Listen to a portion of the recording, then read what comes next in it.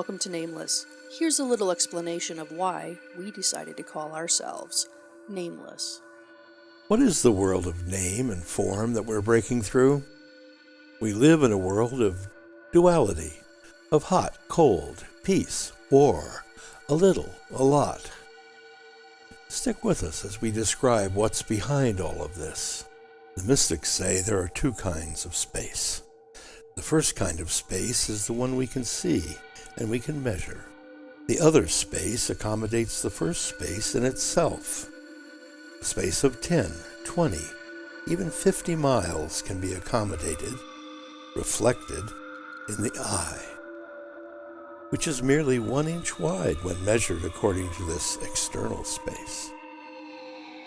This shows that the space the eye can occupy is a different kind of space than that which it can accommodate. The eye is the representative of the soul. What we mean by nameless is that which accommodates and is the source of all we see, as well as what we don't see but have a felt sense of. The inspiration for Nameless has come from the desire to bring awareness to the missing dimension of reality, the mystical elephant in the physical room. So when I was about 23, I felt very fortunate that I was introduced to Krishnamurti and a book that he wrote called Think on These Things. It's one of my favorite books. There was just a lot of freedom in there. It had a lot of different ideas that really resonated with me. And one of the things that stuck with me was his conversation about limiting of things by naming them. This is a quote from Krishnamurti.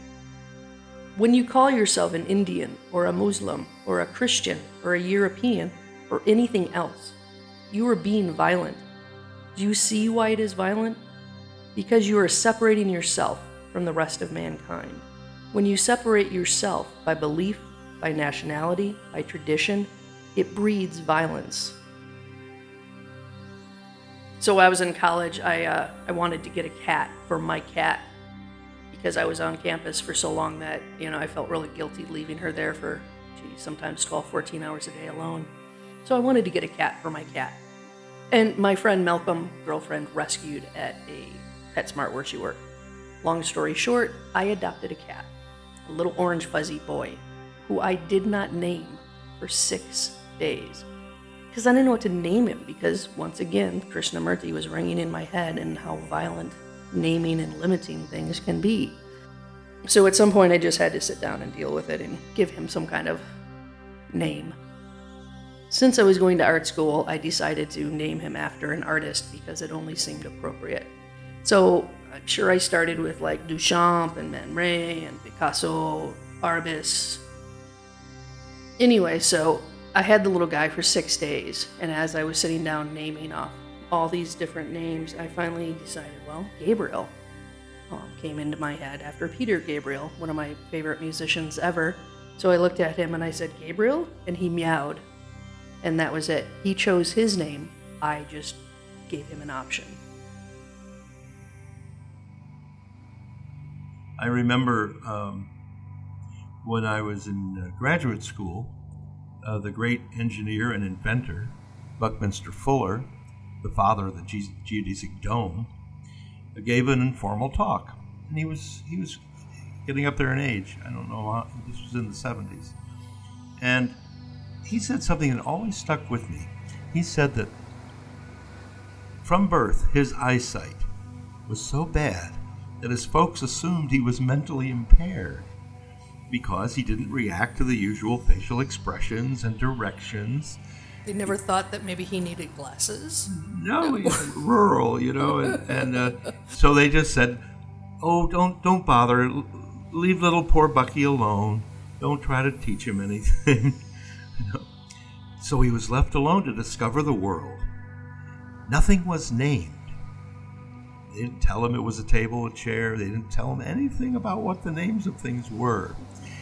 And his eyesight was so bad he could only see about 4 inches from his nose. So what is he doing? He's literally examining things very minutely. Well, in short, he was allowed to discover the world for himself. Nobody told him about it. And that's what he says gave him a unique perspective on the universe. Not until first grade, when he was given an eye exam and thick glasses, he finally gained the world that we are told about from birth.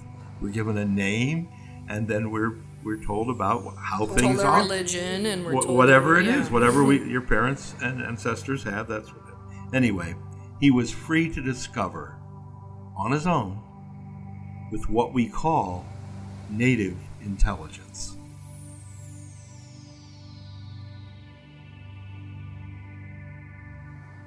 The Nameless Show, available on all major platforms, and you can also follow us on Facebook, Twitter, Instagram, and YouTube.